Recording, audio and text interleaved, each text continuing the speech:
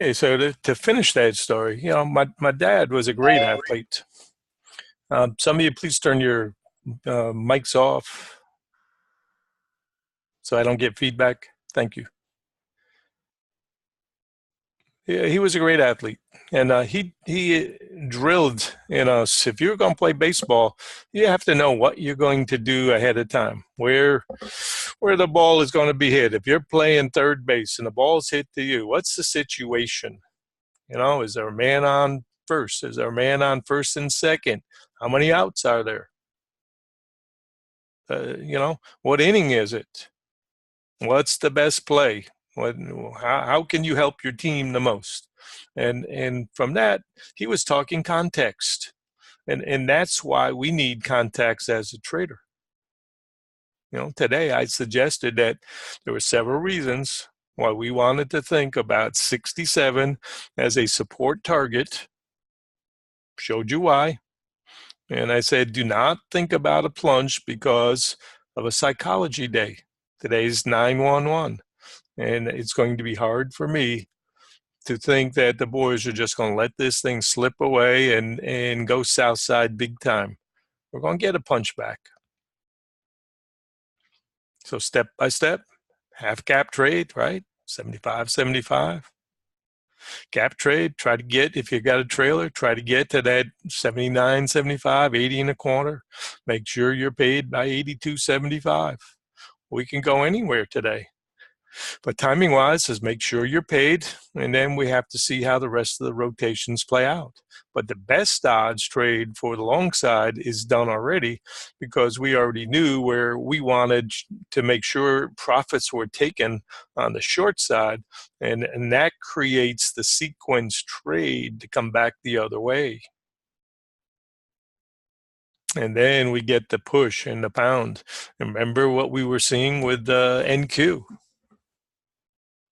NQ got what, 75 points or so bounce. We were watching that like a hawk.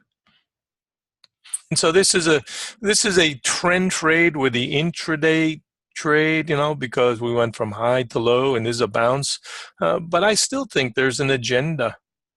And I'd be very, very surprised if we came out the low again. So best trades, and a reminder, the goal is not to guess every wiggle. It's to use this as a business, to take something out of these swings every day. Okay, fine. We're sleeping. We missed that trade. Love to have been in it, but we missed it. It was a fast down trade. We get the undercut low. We come right back up above 70, the overnight low, and then we start the bounce. High odds trade, half gap, and then the gap trade. Not as high in odds, but still a valid target. And now this is a profit-taking swing. The IB has ended, and smart traders long side are saying, hey, I want to take something home. I don't care whether I leave 10 points on the table. I want to make sure I get paid because that's all I have to do every day is find one good trade like that.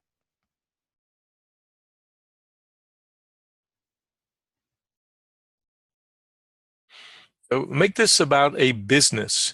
We're hitting the rain line. 15-minute chart. We know that was hitting the rain line, 80 and a half. All the signals were there to make sure you get paid. And again, shorting in the hole is a very difficult proposition. We talked about that 78 and a half zone, the prior all-time high, as going to be something that needs to continually be explored over and under until we finally give it up one way or the other. So that's kind of a magnet for trading right now. All right. For those of you who had a good first hour, you don't have to do a thing. And part of self-talk, part of trading is being able to make the calls even if you're not trading. So you're there, and that's why I've asked you to say, okay, think about the rotations. What are you thinking? Because that's your dialogue. And then when you feel comfortable and right that, okay, this is what I want to do, you already understand the rotations and the sequence, and you're just ready to go do it. The ball is hit to you, and you react. Okay, there's 2 outs. I get a ground ball, man on first and second. I'm just going to walk over and step on third base and tag the base, and he's out. or I'm going to catch the ball. You know, if it's a short hopper, I'm going to go in and I'm going to make the play to first base and we're out of here. You know, you have to know what you're going to do ahead of time. You can't wait until it gets to these reaction zones and then try to figure it out. That's the whole point of what I put in them, you know, at 7:15, 7:30, just telling you already what I'm thinking and where I think support is. You know, I mean, you look back the time I said so we're probably going to hit the support target around 67. That's my support target, and I would not overthink it. Be paid by 68 to 67 for sure. So I'm already thinking ahead that way, just based on the dynamics that I'm looking at. Hope that helps you guys.